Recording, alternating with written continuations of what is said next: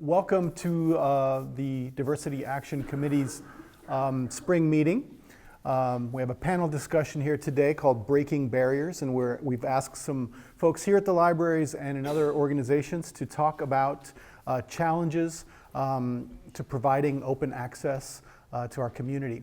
A couple of matters of housekeeping. We have a sign-up sheet in the back, so we'd like to ask that you sign in.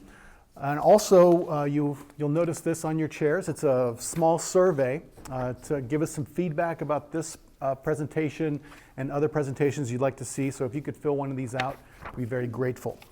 All right, so I should introduce myself first. My name is PG Moreno. I'm the coordinator for services for students with disabilities here at UT. And so I'm the public face of providing accommodation to students and users. We serve the entire community. We want to provide equal access to everybody. So they've asked me to moderate today's discussion with some great folks here that you'll see to my right. I want to introduce them. Megan Carithi is the coordinator of assistive technology and testing for services for students with disabilities at UT Austin. And Colleen Lyon is the scholarly communications librarian at UT Libraries. And Teresa Polk is the post-custodial archivist at the Benson Latin American Collection. And Daniel Jacobs is our captioning coordinator here in the libraries. So we're going to let them speak for about 10 minutes each and talk about the work they do, and then we're going to open it up for questions. So if you have any questions, at the end we'll ask everyone to ask, and we can have a conversation. So first of all, Colleen is going to lead off the discussion. Hi, everybody. I just wanted to give you a sense of what it is I do at the library, since scholarly communications librarian is a little bit of library jargon that might not really be meaningful to people outside the library. So a lot of what I do kind of revolves around this idea of trying to take the scholarly work that's being created at the university and make it easier to find and use. And there's a lot of different ways that we try to do that. Two of the kind of big ones are through our repositories. And so we have a publications repository called Texas ScholarWorks, and that was created to provide open online access to the scholarship and research that's being created here at the university. We purposely have a rather vague kind of definition of what that is for. And it's kind of obvious when you look at the content that's in there. There's electronic theses and dissertations, there's journal articles, there's, I think, a couple of book chapters, there's some conference papers and posters, there are images, there's video, there's all different kinds of content, and all of it has something to do with the work that's being created here at the university, and our goal is to try to make sure that anybody who is researching those topics can access that. I also work, along with our data management coordinator, with our new data repository, the Texas Data Repository, and that one is a little bit more self-explanatory. It's a repository for data. And the idea here is, again, kind of the same thing that we're doing with publications. We want to provide a platform that makes it easy for people who are either creating or using research data here at the university to take that data, share it with their colleagues, share it with the whole world, and not make that too difficult for them. And those two repositories together, Texas ScholarWorks and Texas Data Repository, we think of them as very complementary. And together, they can provide access to a big chunk of what's done here at the university. We have to get the word out more and make sure everybody knows about them, but they have the capability of taking a huge chunk of what's being done and throwing that out to the world to say, hey, look at what UT Austin is doing and how can you use it and improve your world. Some other things that I end up working with quite a lot, one of the big ones is copyright. So if we want to take all of this work and we want to share it with the world, copyright becomes both a driver and a barrier for us. I'm just going to do very little basic copyright. I promise I won't go too far. So copyright is created from the moment that you make something in a tangible form. So I wrote some notes down on this piece of paper. This is copyrighted. And it's copyrighted until 70 years after I die. It's kind of crazy. So it happens automatically. A lot of people don't know it happens automatically. You're not thinking of it necessarily when you're creating things, and you go and share it, and then somebody finds it 5 years later and they want to use it, and what if your name's not on it? Who owns it? how do we figure out whether or not we can use this? And so one of the things that I really try to do is provide copyright education and talk to people about what are your rights, what do you own, what can you use, how can you take the work that you're creating and make it easier for other people to use it? And so a big way of doing that is through Creative Commons licenses, which basically say, okay, yeah, I wrote these notes, but I don't care if you use it, I don't care if you change it and repackage it and republish it, just make sure that you credit me and tell everybody that I was the one who originally created it. And for the most part, a lot of the things that we're creating here at the university, that's all people really want is credit. They don't necessarily want money for what they're creating, they want credit. And so some of the copyright education revolves around how can you assign these kind of licenses that will make it easier for other people to use the work, but also allow you to maintain that credit that's really important for careers, and just because you've done hard work and you want to make sure that other people know about that. One of the things that we're starting to get more involved in is open educational resources. And it's kind of the same as some of the open access stuff, only what we're talking about here is educational resources. So we're talking about lesson plans, whole entire courses sometimes, homework assignments, tests, all these kinds of things. And the difference is that they have a license on them that allows other people to reuse them.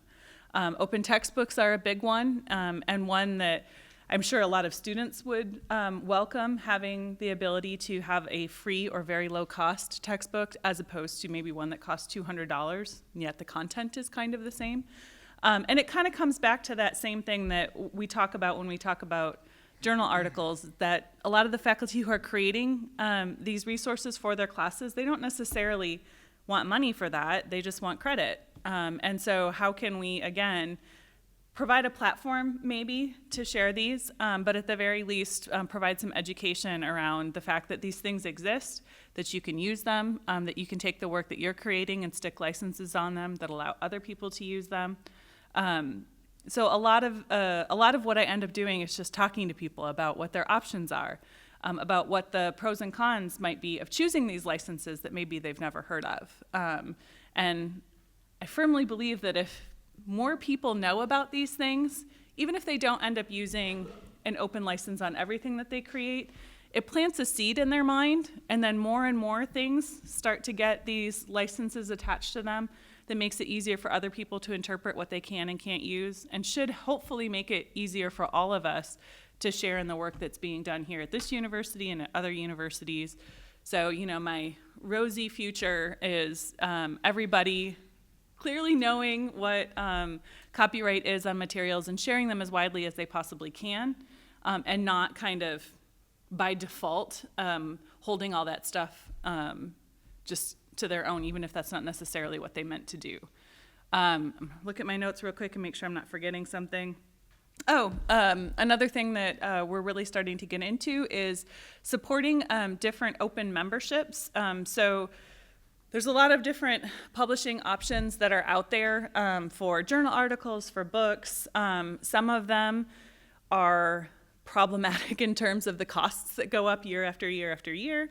Some of them are very interesting, open ideas where maybe you pay upfront to produce a book, and then everybody else can access that for free.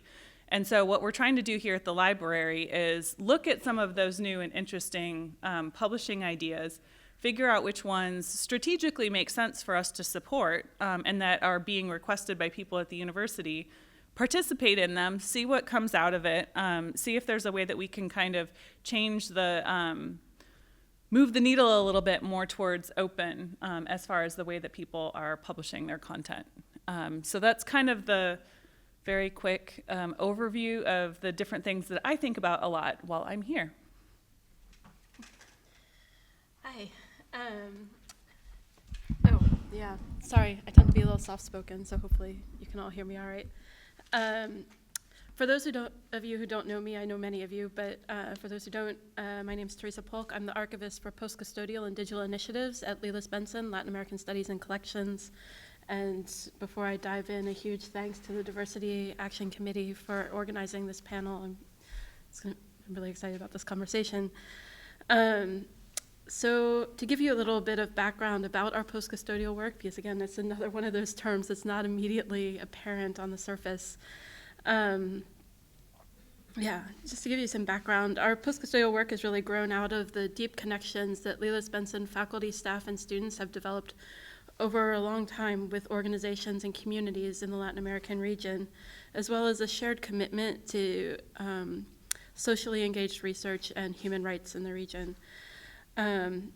Perhaps it goes without saying to this library community that the work of both our partners and the research of our scholars here in this community rely on access to good information, and particularly when we're talking about human rights, good information about the recent past, and particularly primary source documentation about how repressive structures developed and operated, as well as how civil society responded, so including records of resistance and counter-narratives to official stories or official versions of events.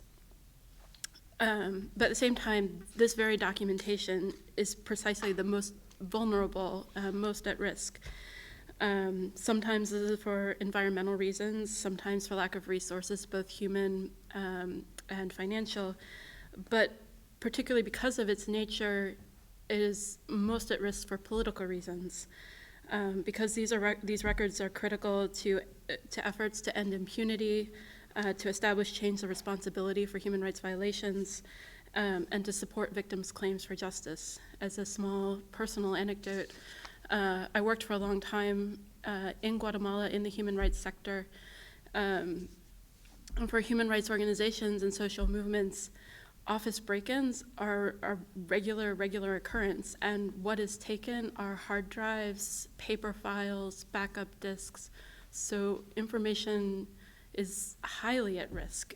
There's a real chance of loss of some of these critical records and histories. So as we started to be more interested in looking at how we could work to preserve it, we looked at what traditional archival models do, which traditionally archival acquisition is based on taking physical custody of materials. We bring the materials here, we organize them, we describe them, we undertake whatever preservation actions are necessary, and then we place them in our repository for safekeeping. However, for most of our partners, for human rights organizations, for community-based groups, it became really apparent to us that this model doesn't work. Communities and our partners use and identify with these records. They use them on a daily basis.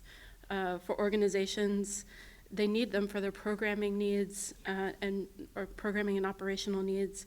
And for the broader societies, these records serve purposes for transition to rule of law, recuperation of historic memory, reconciliation processes.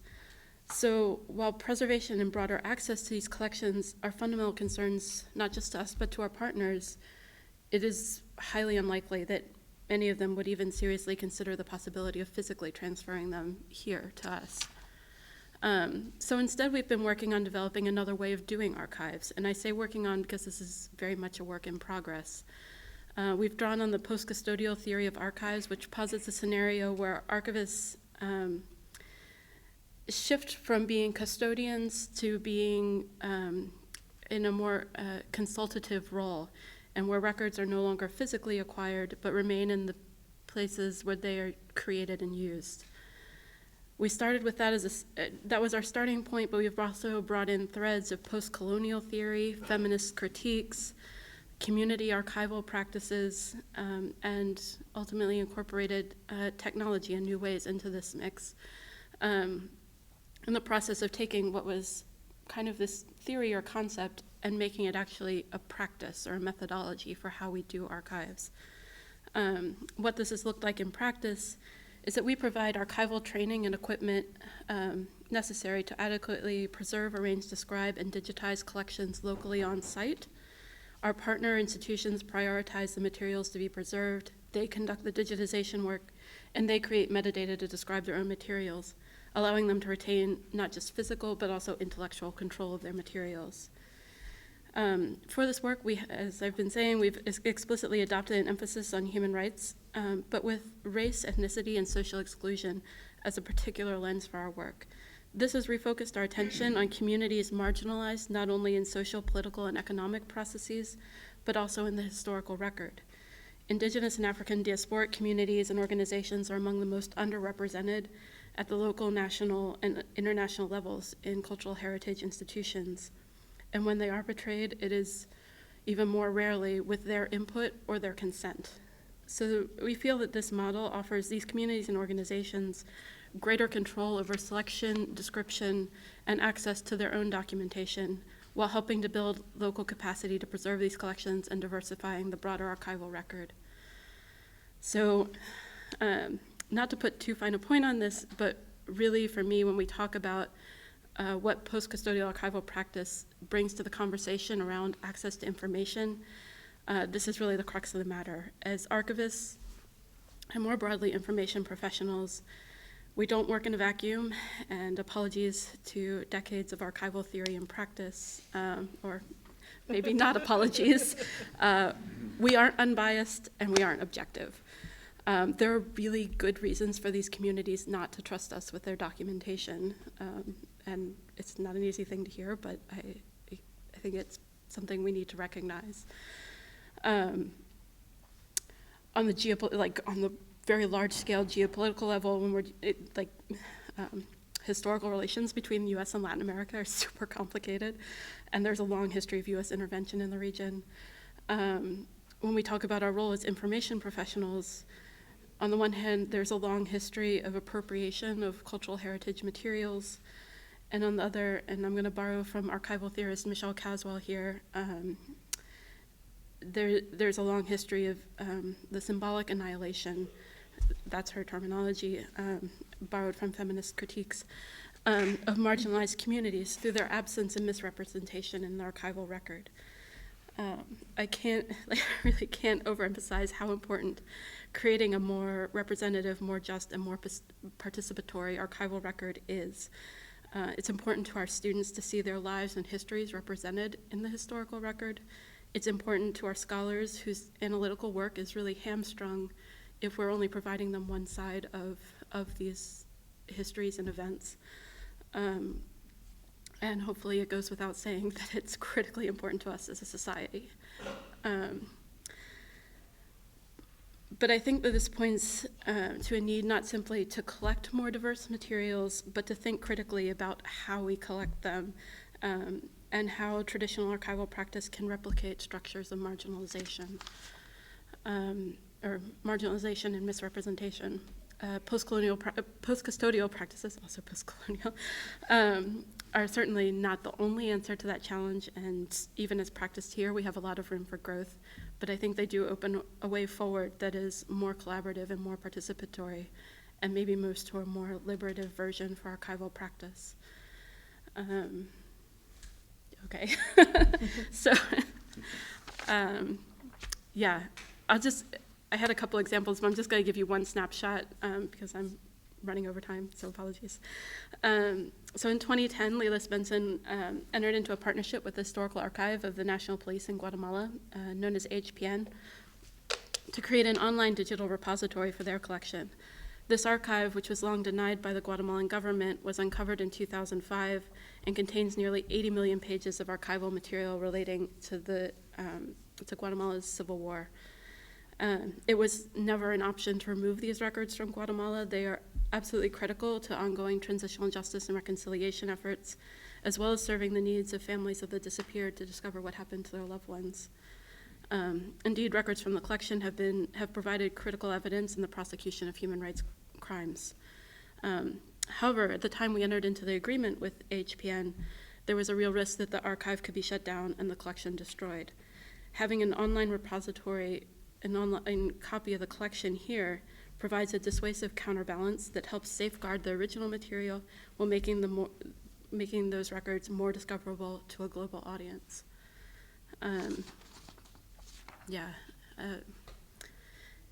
Okay. Wrapping up, just want to say, these materials are not just about sometimes horrific events that happened in the past, but are very much living archives that are actively contributing to national and international conversations around transitional justice, reconciliation, and historical memory. Yeah. I'm gonna pass it on and we can get into the questions. Sorry. Thank you. Hi, everyone. My name is Daniel Jacobs, and hope you can hear me all right. I'm the Captioning and Transcription Service Manager here at UT, and specifically sort of housed in the UT libraries, and more specifically here in PCL. So I, first of all, these are just my notes. I'm not on Facebook. But so what do we do in this with the service? Before I get into that, maybe I should just back up a little bit and sort of define what we mean by captioning and transcription. So captions, I'm sure most of you are familiar with what they are, but basically they're visual text, sort of they're audio information that's transcribed or translated into visual text. So these are, the text that you see on a screen, a TV, a computer monitor, mobile device, that basically translates the audio information, mostly dialogue, but also any relevant audio information that might be present in a video or audio.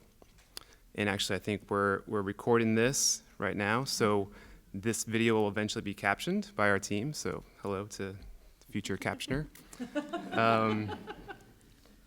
So there's also sort of live captioning that's done, so that's, takes place while the event or is taking place. So UT offers this service, but our service focuses only on pre-recorded material. So it's digital video and audio that's usually online. And so the types of material that we work with are primarily online classes, YouTube videos that might be used in a course, or videos that are embedded on websites, and also archival collections. So many of the collections that are used in the libraries. One example of a project that we worked on recently was the Briscoe Center has a bunch of Dan Rather videos. So there's like an archive that they were granted, and so we went through, I think, maybe hundreds of videos that sort of spanning the course of Dan Rather's career, and we captioned those, and those will be used. I think they're generating a really cool website that's going to be feature those videos. So just we do a bunch of different stuff, but that's one example. So I really like the topic of this panel. So I think our service, we're really fortunate in that I think the main goal of our service is to provide access, to provide more access.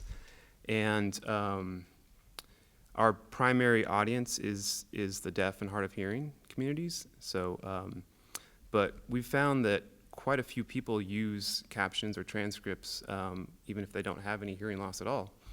And so there's one of the, we've just been really pleasantly surprised by kind of how much usage we've seen from just the entire UT community. And so in addition to sort of providing the benefit of an accommodation, we see a lot of other benefits to having captioned text or transcript for video or audio. One of the big things is that with text, a video becomes discoverable, meaning if your video is online, the actual video itself, it can't be crawled by search engines. But if you have an accompanied text, transcript, or captions, then all the terms in that video become searchable. And not only for sort of SEO, search engine optimization concerns, but if you have a video and it's a long video and you need to get to a specific point in the video, you can search on, say, a term, and if the platform supports it, you can often just click right into where that term or terms take place in the video. So obviously for students or folks that are taking online classes, they can search through a video or a collection of videos, say like a whole course, semester's worth of a course material, and they can go back and search out particular terms that they might be looking for. super helpful, like really speeds up, going back and reviewing material.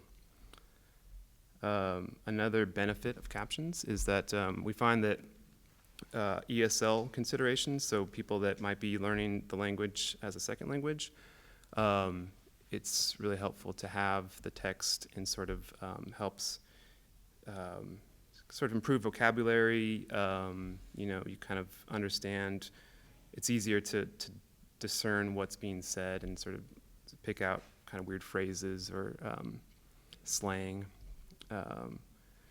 And actually, on that point, we've recently started offering not only same language captions, but we also do some translation, so English to Spanish or vice versa. And we do that in-house, but we also have the ability to do 40 different languages if needed. That we work with a vendor to do that. So one of the barriers, so the first thing I thought of when thinking about the barriers to access, I think for us, just the sheer volume of content that is being created and exists sort of in the UT sphere is pretty overwhelming. There's just a lot of video. It's just sort of being used more and more. And so I think a big challenge for us is identifying content and then sort of determining how we're going to prioritize that content. That's probably the biggest challenge. It takes time to obviously to caption a video. So there's just a lot that needs to be done. So, we're very fortunate that I think that UT leadership had the foresight to see the value in creating this service. This is a centrally funded service. But I think part of the challenge is just increasing our availability. And one of the things that we did is we kind of tempered our outreach, so sort of driving up awareness of the service to make sure that we could accommodate the requests. And I think we're coming up on 3 years, and so awareness is growing, just sort of word of mouth and just having a bigger footprint on campus. And we're finding that we're running up against, sort of challenges in keeping up with volume. So one thing I forgot to mention, is that how we actually do the captioning work is, 2 minutes. We have an internal staff that is actually student workers, undergraduate student workers, and a couple graduate research assistants. So they're actually the ones sitting down there and listening to the video or audio and typing out everything that is said. So it's a very labor-intensive process, but we take great pride in what we do. And so one of the things that I just wanted to bring up is, what can you do in terms of helping generate more access to video and audio content? One of the things is just to get in touch with us if you are a content creator or if you know of content that needs to be captioned. It's very easy. You can just go on our website, which is lib.utexas/captions, or just talk to me. I have not video cards, business cards here. And and if there's something that you're creating, just talk to us. We can coordinate workflows and how to get that done. If you are aware of content that is not captioned and should be, definitely let us know. And also, there's options for doing it yourself. There's free tools online that make it pretty simple to create your own transcripts and captions. It's just kind of takes some effort, but it's simple. So yeah, I'll end there, and looking forward to the discussion. Hi, I'm Meg Carethi, and I work in Services for Students with Disabilities here at UT. We're over in the Student Services building on Dean Keaton. The main goal of our organization is to provide classroom accommodations for students with disabilities at UT Austin. It is a little different in college versus, say, in a public school. The students have to choose to register with us. They provide us with medical documentation, and then our coordinators look at that and then talk to them about what accommodations would be appropriate. and then students accept those services, or they also have the option to say, you know what, I don't think I really need that. And then once students are registered with our office, they provide their professors with a letter that it doesn't disclose the disability or any of the details. It just says, I have a disability, and these are the appropriate accommodations. So, so it's not, completely anonymous for a student. They do have to put themselves out there a little bit in terms of talking to their professors, and that's one thing our office is really big on, is trying to empower students so they are able to talk to their professors about their accommodations. The main, most of our office is disability services coordinators who really do that process that I was just talking about. And they can also help then if students are having issues with their professors saying, I don't think I need to provide these accommodations, which luckily doesn't happen too often, but it does. And basically when that happens, our office is there to help the student kind of, advocate for themselves and oftentimes explain to the professor legally why we have to do this. And that's one of the things that, and I think this has gotten a lot better in recently, but the main stigma a lot of students that are registered with our office deal with is professors not really understanding invisible disabilities, so learning disabilities, psychological or ADHD. That's kind of the biggest place where we see pushback. I feel like most people nowadays, if they have a student who's blind or maybe uses a wheelchair, they kind of get that and okay, I understand.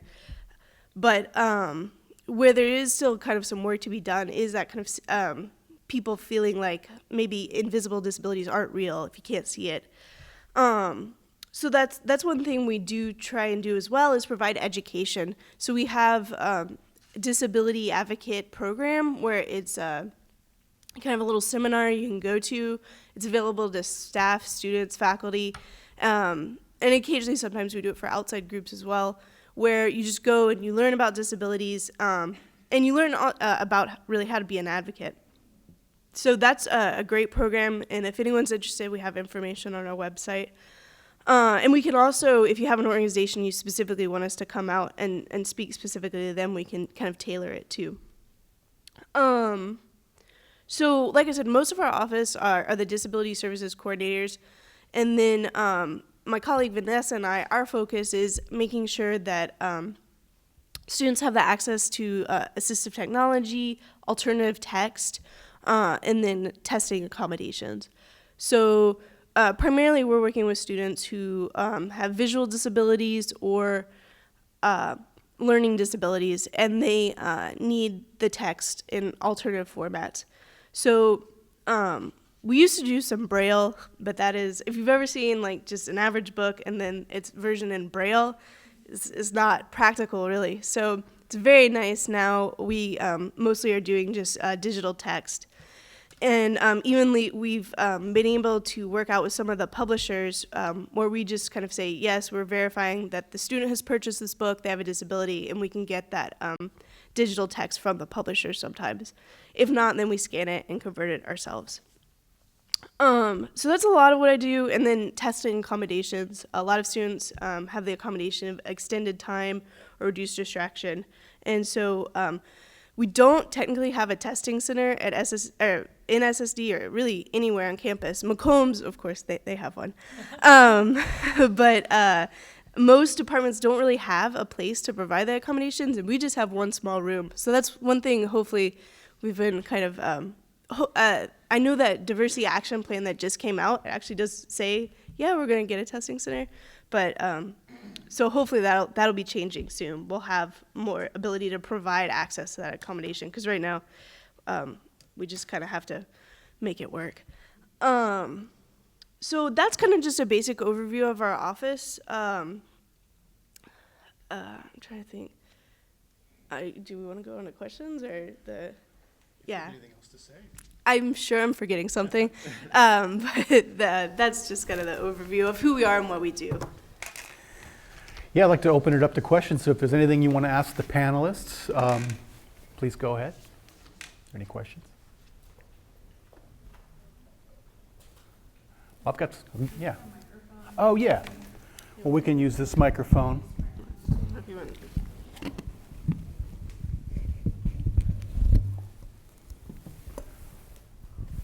In case anyone has a question and doesn't want to yell. Well, we've got some questions. So you guys, some of you outlined some of the challenges, but I'm wondering if you can sort of expand on what are the challenges to providing equal access to everybody.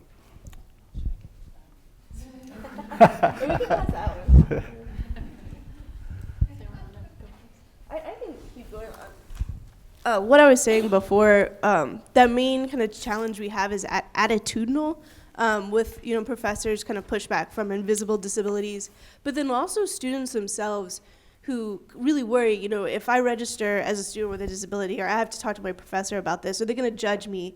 So that both students themselves and even maybe questioning like, do I really have a disability? But that the attitudinal barriers are huge.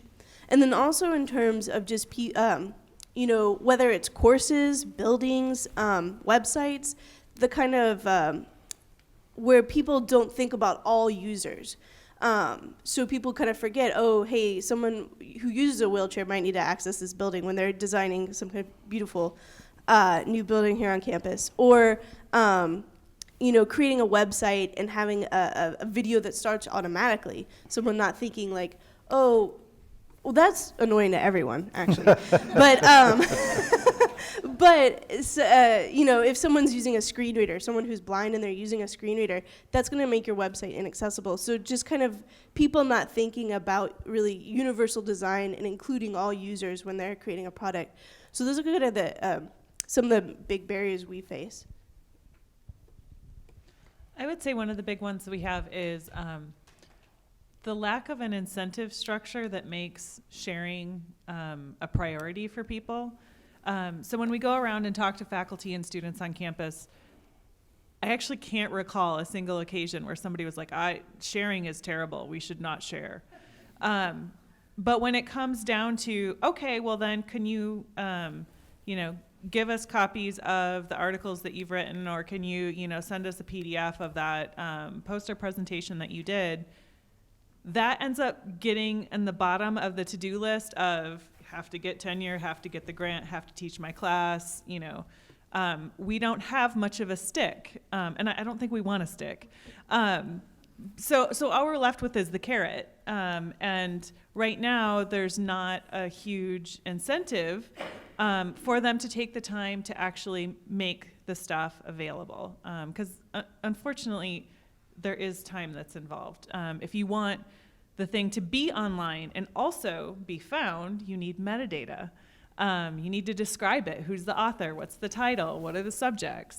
And that doesn't necessarily need to be a full-on catalog record, but it needs to be descriptive and accurate enough so that if somebody's doing a Google search, they're going to be able to find it. And that's a lot of times where the conversation breaks down, especially when we talk about images. And do you guys know of images that just have a bunch of metadata associated with them already? No. Usually, and especially if they're 20, 30 years old, you got to go find somebody who worked here 20 or 30 years ago. Do you know what building this is and who these people are? So it can be really labor intensive. So I would say just working against that incentive structure that doesn't necessarily make people want to spend their time sharing their work more broadly, even though they think it's a good idea. And I would also add, just kind of on the universal design aspect, our system automatically goes through and tries to create text files for the PDFs that we upload, but then it puts those text files in a bundle that only administrators can see. So not super useful for folks who might need that text file. And that's just a function of the system, and we would have to rewrite the code in order for that to change. So bumping up against systems that weren't necessarily designed with all users in mind. Which is a good lead up. I pick up on two of your points there. Both the platforms that we use, as well as the metadata standards and schemas have a really strong Anglophone bias. And so when we're working in multilingual contexts with, the description we have is provided by our partners. They're their materials. They understand them in a way that I never will, that we never will. And we really want to highlight that information and interpretation and understanding of the materials, but the systems we have in place aren't always friendly to that desire. And so figuring out how to work in a English-based system with non-English language material can be a real challenge. I guess the other thing I wanted to say, we really do try and prioritize our partners' understanding of their own materials and their intellectual control over their materials. And we think this is really important because there is a profound link between archives and social memory and our understanding of who we are. And if we accept that, then the way we describe and make these materials accessible also has really profound implications for inclusion and for social justice more broadly. Particularly with human rights materials, when we default to neutral values, neutral language as defined by the dominant culture, this can really serve to reinforce the status quo, embedding bias and suppressing and marginalizing difference. In the case of human rights abuses, which in many cases involve deliberate attacks against or negation of the self-identity or experience, for me it is really critically important to get it right. We don't want to replicate violence and harm to people who've already, through our documentation systems, to people who've already experienced violations of their human rights.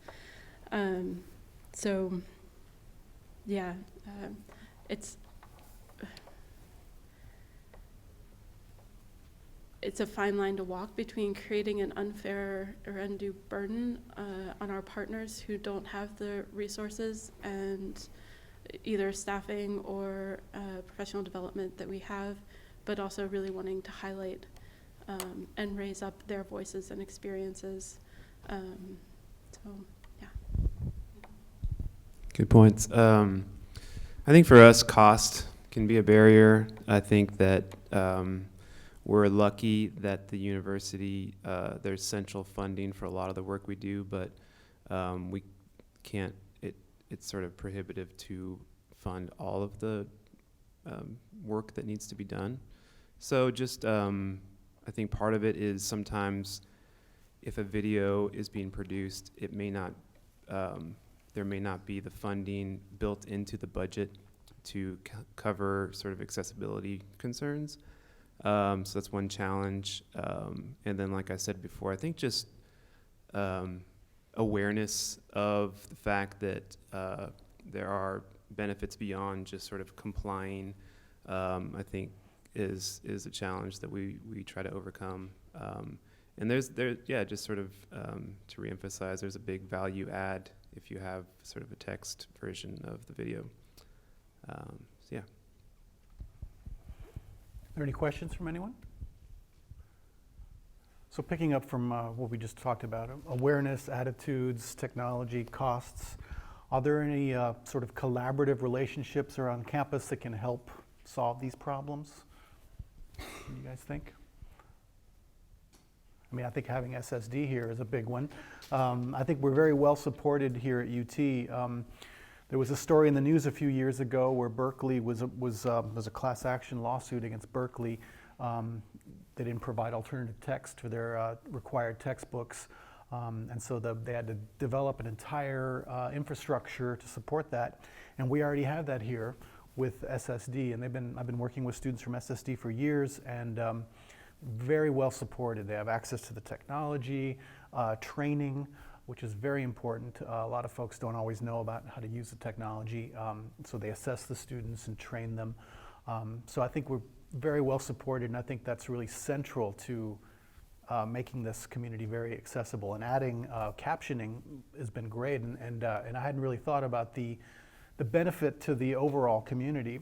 I often work with students who use documentary films, and to be able to take interviews directly from the documentaries and that's fantastic. So do you guys think of any other kind of collaborations or that potential collaborations that could really assist in breaking down barriers? Well, just one partnership that has become a really good partnership is we work with the College of Liberal Arts quite a bit. They produce like I think almost 13 online classes a semester, at least this semester. I think that's the number. So and they're very supportive of sort of working with us, and we work with them. And so just the sheer number of hours that represents of video that are sort of being used by the sheer number of students that use those courses or taking those courses is borne out to be a pretty good partnership. Well, there's no way anything I work on gets done without this tremendous amount of support from colleagues here in UT Libraries, particularly in digital stewardship, libraries IT, and cataloging and metadata services, but also financial services and HR. None of this gets done on my own or in isolation. And I guess I really want to emphasize that also this work, our post-custodial work is really about deep horizontal collaborative relationships with our partners, but also with our faculty, with our students, and with other archivists and librarians. We're not developing or building these projects or collections for our partners or for our faculty, but with that.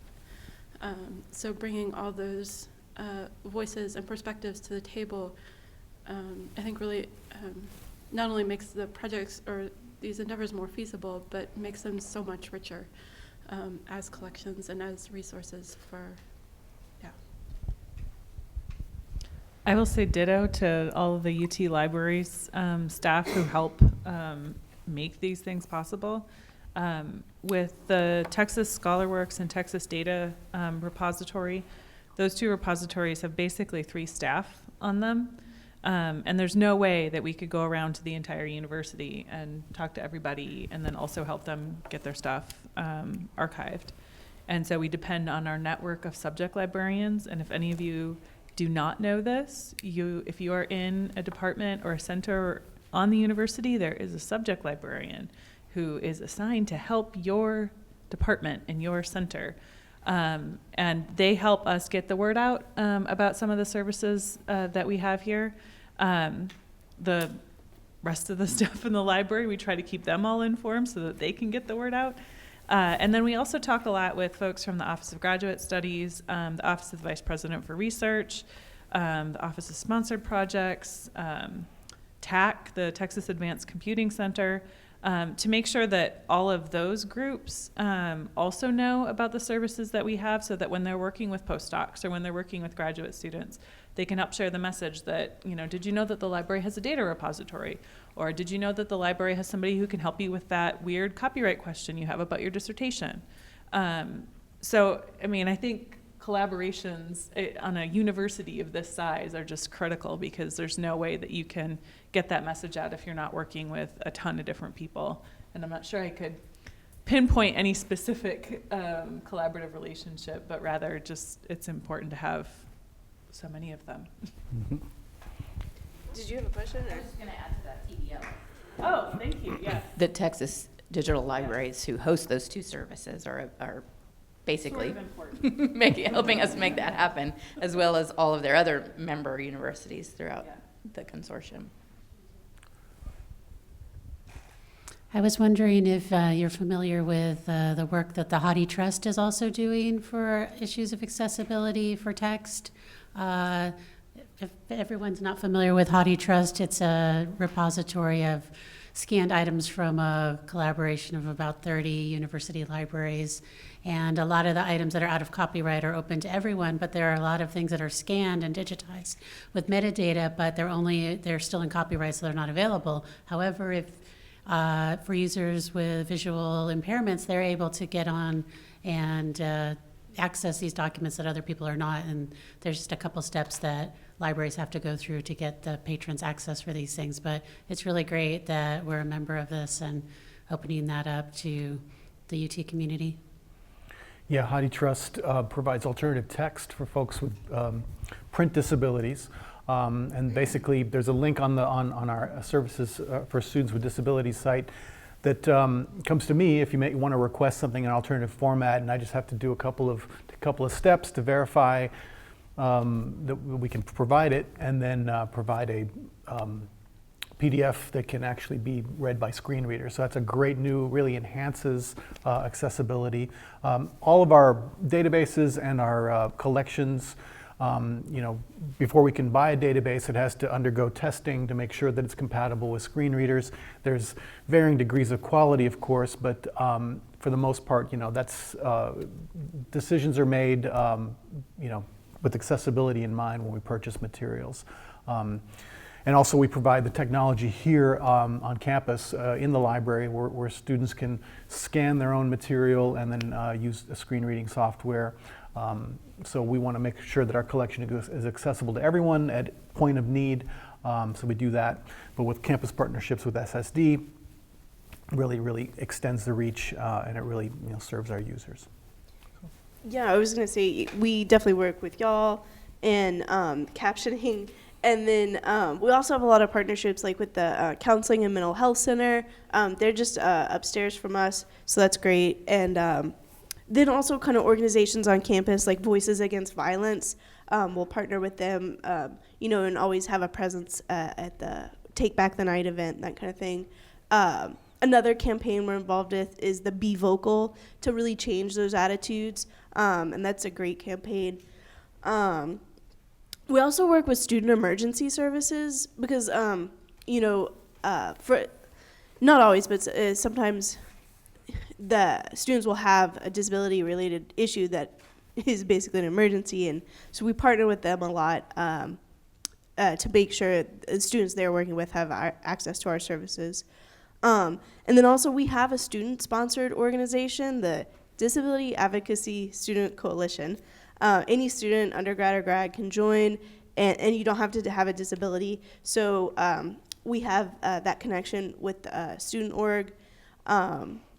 There's other partnerships we have, and I can't even think. But we definitely we try and work with all departments across campus because really students across the whole campus. There's students from across the whole campus registered with our office. So, yeah, Melanie.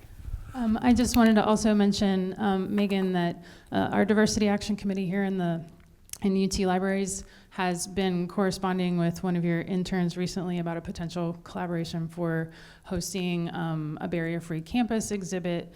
So we may have an opportunity to, sort of as our organizational collaboration already exists, sort of expand what we already do through PG. I did have a couple of questions for the panelists, unless you have another question for them.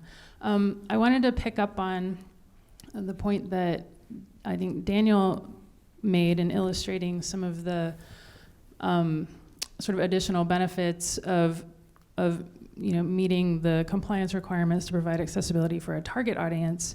And you had some really great concrete examples of how it's beneficial, to a broader audience for a lot of different really important reasons. And I was wondering if the rest of you had any kind of similar illustrations or points that happen in your area of providing access to information, things that might not have been directly sort of your intention, but that have come up as being like corollary benefits to your efforts. Well, I think a lot of professors do find that benefit of universal design when you think about all users, like especially when they're creating course content. And if you think about, okay, well, someone's not going to be able maybe to see this, see the information up here. How can I get this information? So I'm getting it across in multiple formats. And I think students, whether they have a disability or not, appreciate that. Yeah.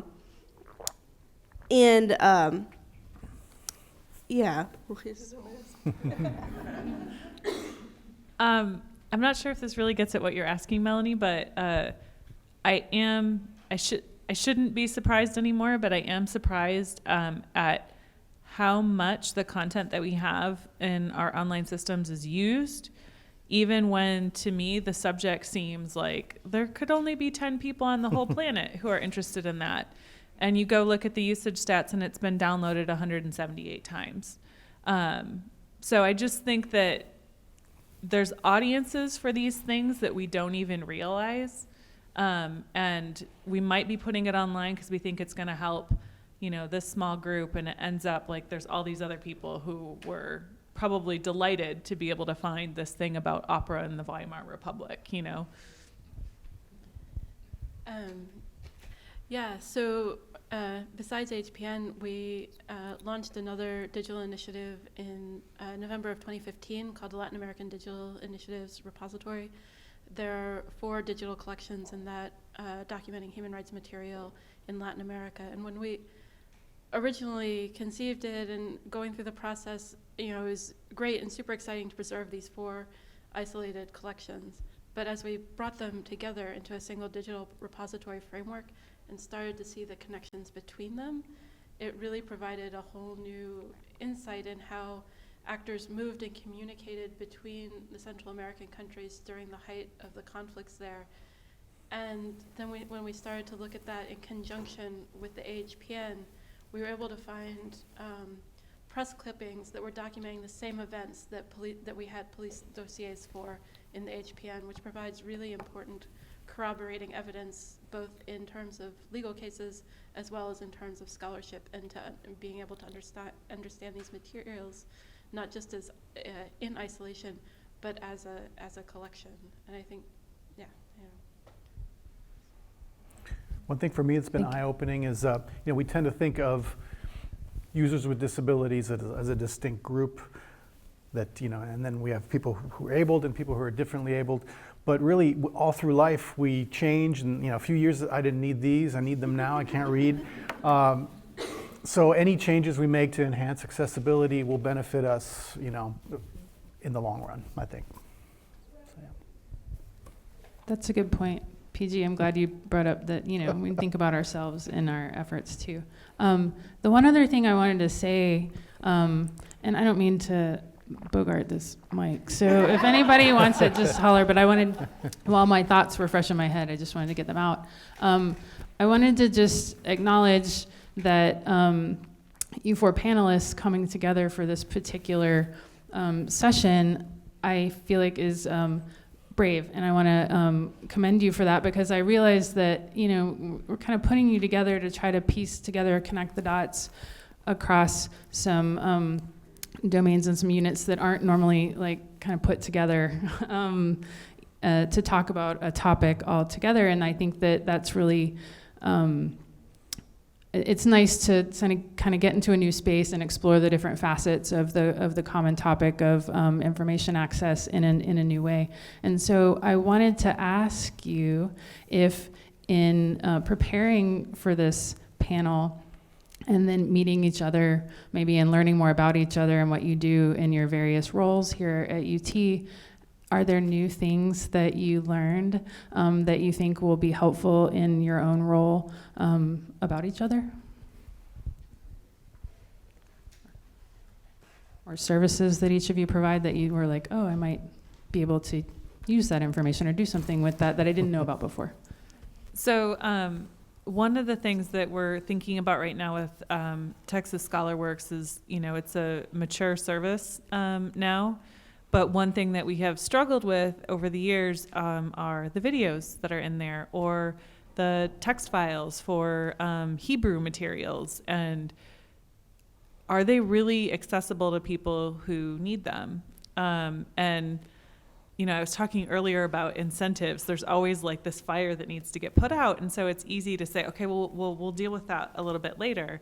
And this panel has kind of pushed that idea to the forefront. And we're going to be talking to Daniel next week about workflows for captioning and what we might be able to do with some of the videos that we have. And I had plans for asking for best practices and that kind of thing for things that might not necessarily go through his unit, but what are things that we can do to help make some of these materials more accessible. And I think that this panel just kind of pushed that a little bit more than it might have otherwise been pushed. Yeah, well, on a more personal related note, like your office, I'm really excited because I was joking the other day that I'm a recovering academic. I was working on my PhD at Tulane in Latin American history, so I'm excited to tell my colleagues about the work you're doing. My former colleagues there, yeah. But no, it was one of those things kind of when I saw just, you know, people's titles and then, you know, the theme of the panel, I was like, this will be interesting. And then talking to everyone, it has been interesting to see this connection, how everyone's working really in very different ways, but to provide that access to information. Yeah, ditto. Probably echoing a lot of what Colleen was saying.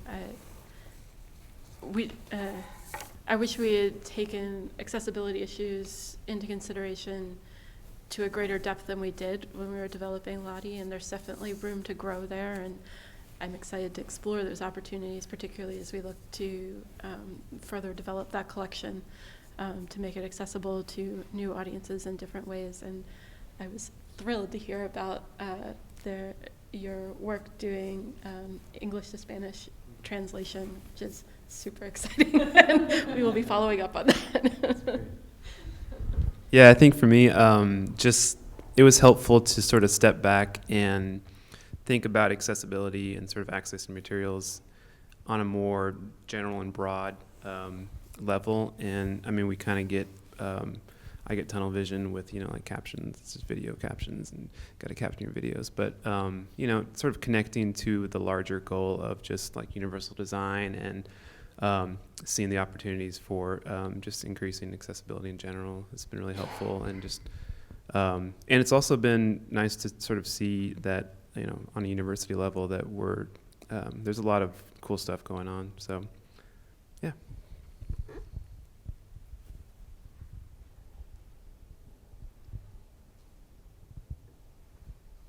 One more thing. So one unique thing about our service, I think, is that we're, you know, like I said, we're an embedded service in the libraries. And so we're like a shared service. So we're essentially funded from the university, but we definitely collaborate very, very intimately with the libraries. Like we're, you know, downstairs, we have office space. We definitely rely on a lot of IT support and just like HR support and a lot of collaborations to make this possible. So we're just really, I didn't think of that when the initial question was asked, but it's a really important part of what we do. So.